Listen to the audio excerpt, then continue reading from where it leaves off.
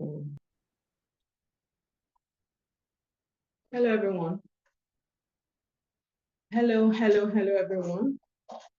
My name is Rhoda, and I represent 1625 Perfect Fit. My name is Rhoda. I represent 1625 Perfect Fit. So I'd like to introduce myself briefly before we start this class. This is a fashion design class. I hope you are aware. So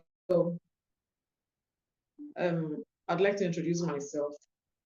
First, I got introduced to fashion designing as a core member. So during my service year, I had some free time. So I thought to myself that let me get some value for my time. I had so much free time. So somehow, when I went for my CDS, one of those days, someone came to introduce fashion designing to us through this scheme that was introduced by the Lagos state government. Yes, I served in Lagos. So through this scheme that is called SAID, it has the acronym SAID, SAED, Skill Acquisition and Entrepreneurship Development. So I thought to myself that, okay, why not take advantage of this opportunity? So I took advantage of it, and here we are.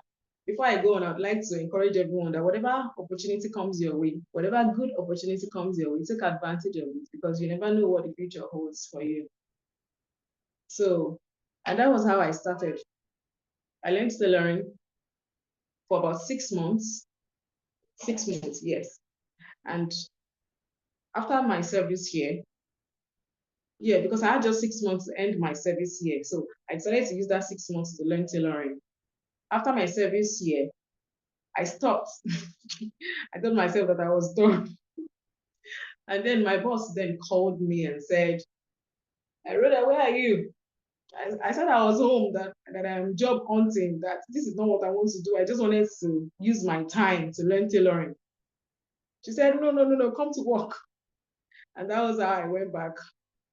I went back to work, and I spent another 3 months while I was job hunting. I spent another 3 months with her. So I spent about 9 months learning tailoring the very first time. So, and that is what I have been doing since then.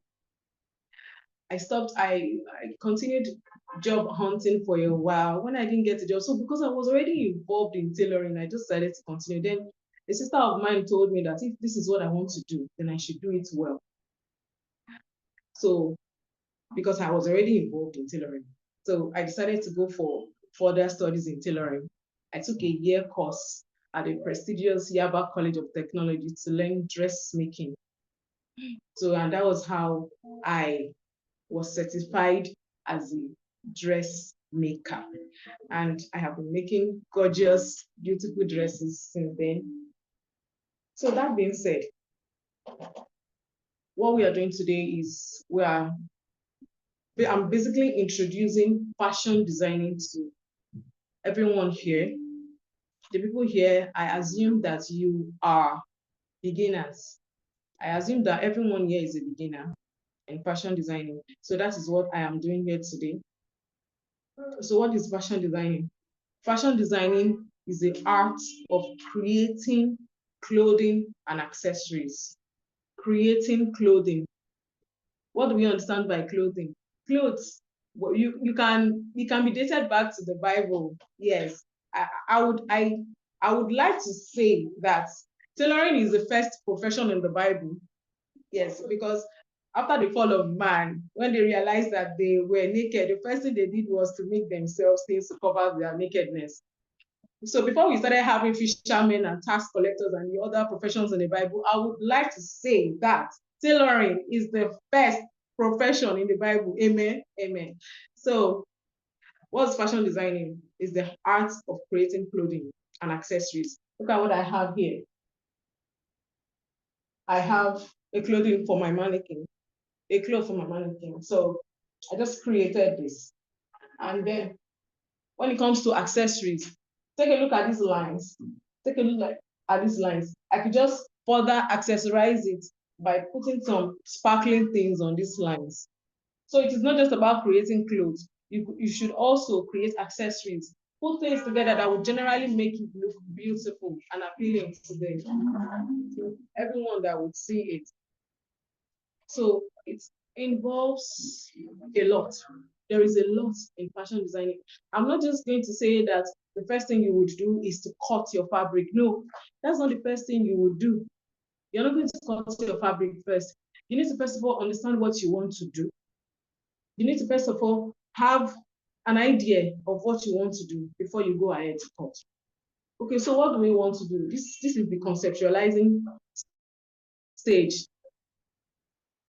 It involves having an idea in your mind, and then you bring it down and think of, how do I bring this idea to life? How do I make something that is tangible? So that is the first aspect of tailoring. First aspect of tailoring is you need to conceptualize an idea. How do you do that? You do that by sketching your design. And that is what we call fashion illustration. So in tailoring, there are different angles. There is a fashion illustrator, who is the person that will sketch the idea. Yes, the idea you have. There is a pattern maker. There are people who cut, and there are people who join. But it's just that in Nigeria, we find ourselves doing all of this. I find myself doing the cutting and the joining and the fashion illustration and the pattern making. But I should let you know that it is actually supposed to be, it's not supposed to be a one-man thing. A person is going to conceptualize the idea. That's the fashion designer. That is the fashion designer. That's the person that will bring the idea. And then the fashion illustrator is the person that would sketch out the idea that the fashion designer has given him or her.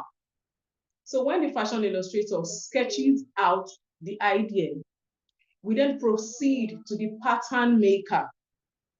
The pattern maker takes a look at the fashion illustration, which is the sketch. The pattern maker takes a look at it and then begins to interpret it and starts to make a pattern out of it. What is pattern making? Pattern making is the foundation of every design. Just like what architects do, they sketch the design and then someone has to execute it. So the pattern maker is the person that draws out the pattern. It draws out the pattern. I'd like to show you an example of a pattern. I have a pattern paper here. This is brown paper. You could also use a white paper. It doesn't have to be a brown paper. So this is a pattern paper, and we use this to sketch, to draw out patterns. What I have here is a blouse pattern. Take a look at it. This is a V-neck. Can you see the V-neck? That's a V-neck. And then these are the sides. These are for the sides. You can see the bust. Side pieces. This is the side piece. This is the center piece. And then, like I said, this is a V-neck line. So what I have here is a blouse pattern. When this pattern is made, after cutting out this pattern, I will then transfer this pattern to a fabric. So most times we don't cut directly on our fabrics, so you don't make mistakes. So you can easily correct your mistake on your pattern. But most times when you cut directly on the fabric, when you make a mistake, you just have to look for a way around the mistake because it might not really be corrected. It might not easily be corrected. I beg your pardon. So this is a pattern paper, like I said. Then I'll transfer this to a fabric. When we transfer it to the fabric, we then cut out with the use of our scissors. They will cut out. We cut out the patterns on the fabric. I place it on the fabric, I place it, and then trace out and cut. So it is now the fabric that I have cut that I will transfer to my sewing machine and join. And that's the work of someone else. That's the person we call a joiner. That's the work of someone else, yeah. So a joiner then joins it. joins it, and then we begin to style it and check it out on our mannequin. If you have a model around, you can check it out on your model and see how it fits. If it needs any amendments, we do the amendments. But most times, when we cut on our patterns, we have little or no amendments to make. Most times, because your pattern would have shown you how it would look before you start to sew. So most times I say we have little or no amendments or resizing to do when we cut on patterns. So I highly recommend pattern making. I highly recommend pattern making. So it is important for you to understand how to make patterns. If we can teach you, it is possible. So I'd like to move on to understanding different body types.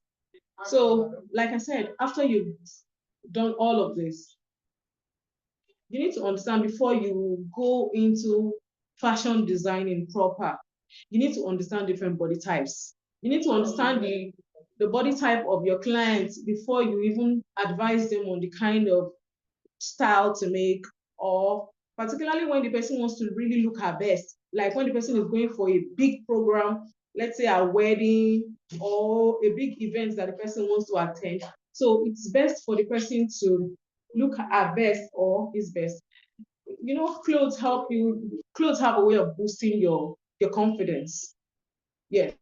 So there are different body types, like we know there are different body types. We have the people we call the triangle or pear. You know the pear, that pear fruit. Yes.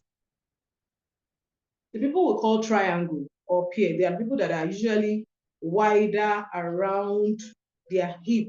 You know the shape of a triangle, right? Yes. They are usually wider around their hip, like this. Yes. So the hip is wide, and then the waist is slightly wide, and then the bust area is the smallest part of the person's body. The hip is wide, and then the waist is also a bit wider, and the bust is the smallest part on the person's body. So when you are trying to design for such a person, you should not advise the person to wear something that would still make her look wider around the hip, because the person is already big around the hip. You should maybe advise the person to do something that would just help to outline our shape, because that is the ultimate fashion goal. What we do is to help outline your shape, help to introduce curves to your shape, and to probably help you define your waist.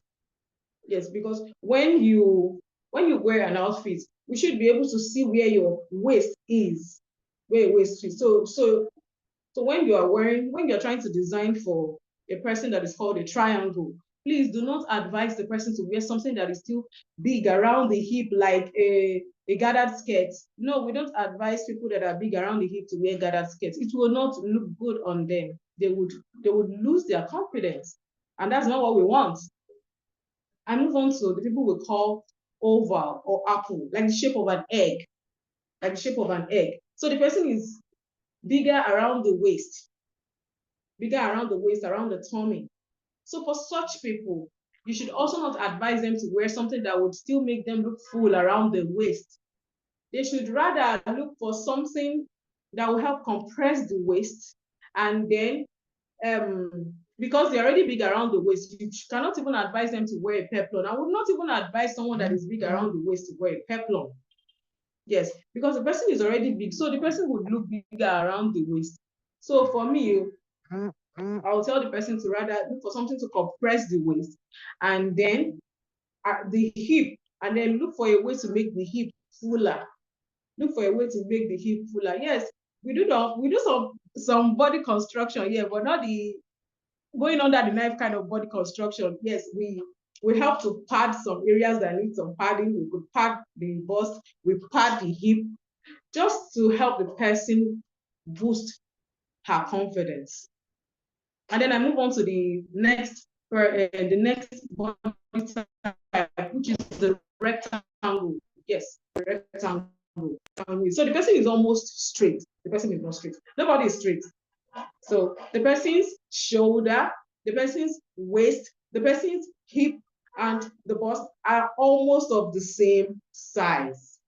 So for such a person, you should not also advise her to do maybe like a pencil skirt, because the person would, a pencil skirt will still make her look straight. So she could just do like an A-line skirt. She could do a gathered skirt. So she could do a gathered skirt. So all of this, yeah, thank you, Ma. Yeah, thank you.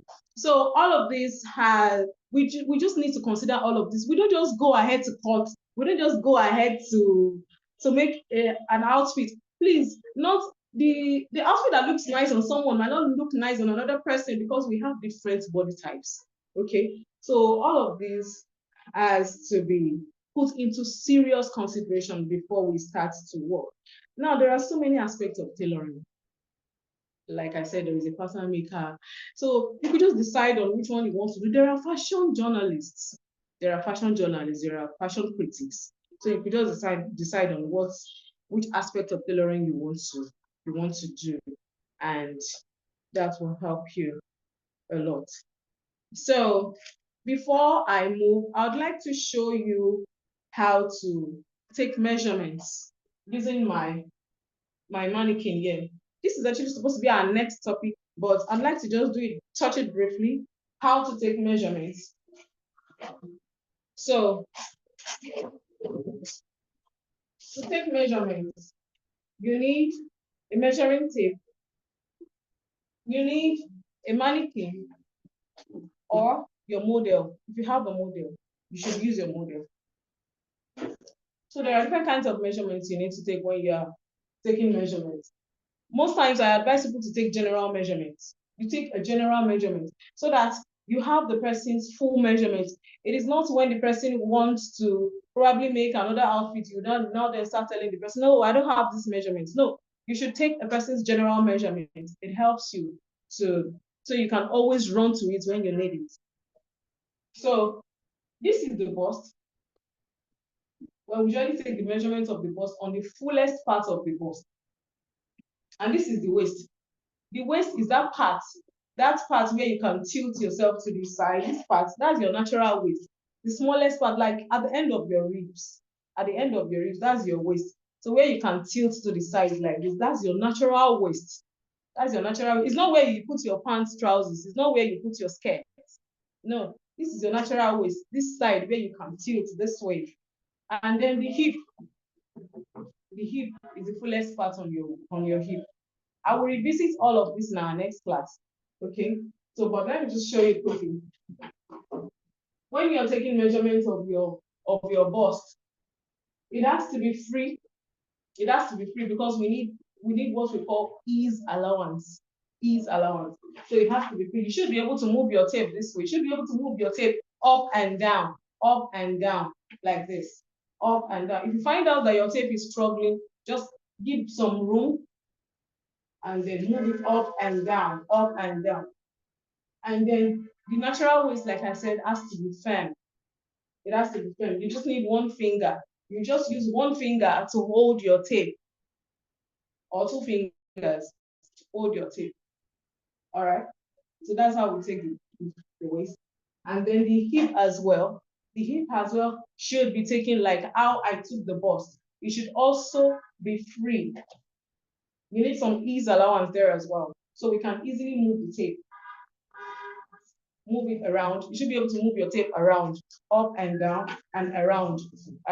Okay. So we need all of this. You need this knowledge when making clothes. I tell people that when you can get your measurements correctly, you have, like, you've been able to perfect 50% of your work. Yes. When you can take accurate measurements, you have been able to perfect 50% of your work. And the rest is just your cutting and then sewing skills.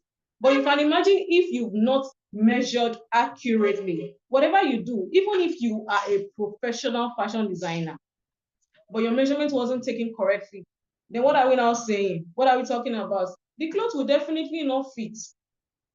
Okay, so measurements. Measurement is very, very, very important. I like to take my measurements myself. Even if I am sewing for someone that is not in the country, I'll do a video measurement. I like to take my measurements myself. So measurement is very, very, very important.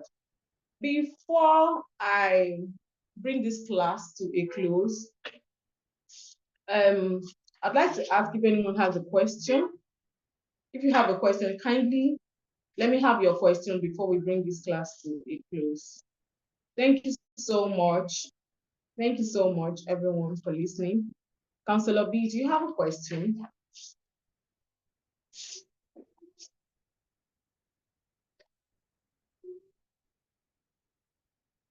Okay. I had no idea of the details that goes into it. Yes. What do I mean by video measurements? Yes, video measurements is just like what we are doing right now. I could just have the person on WhatsApp video call. I ensure that the person has someone that would help her take her measurements with her. I tell them to get a measuring tape. So we will be having I will be on the other end of the video.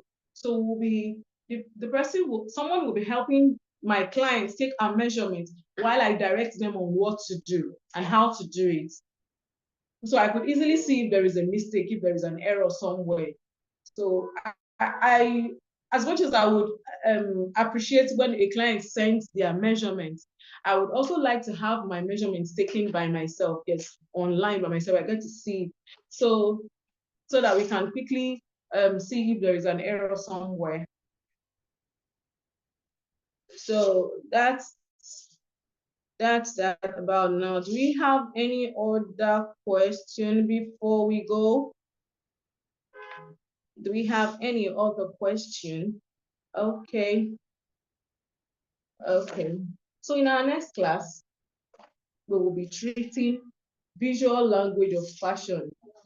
It includes measurements, it includes taking of measurements, and we could also visit transferring patterns to fabrics, and that's cutting of clothes, how we cut clothes, how we cut some basic clothes.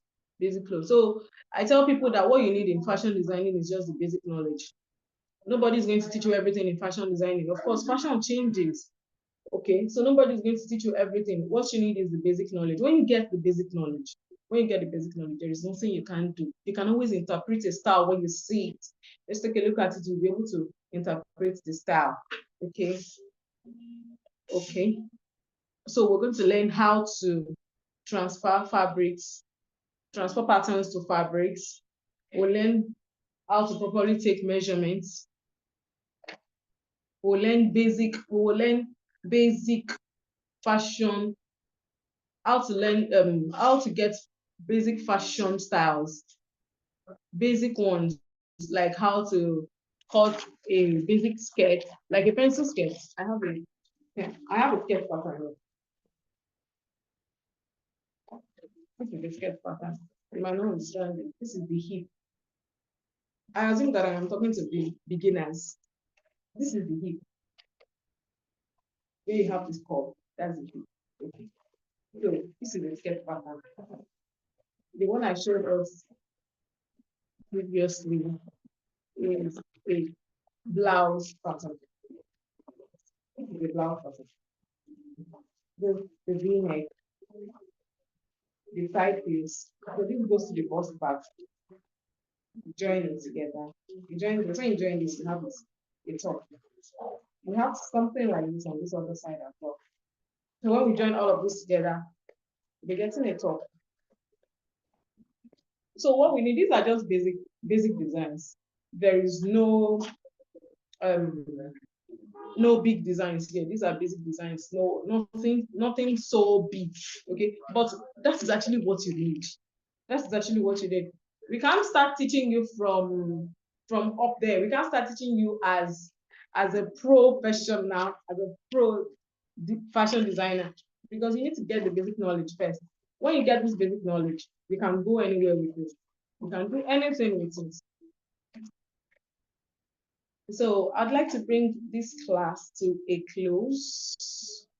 Thank you so much for having me. Thank you so much, Councillor B. That's the end of my class for now. Thank you.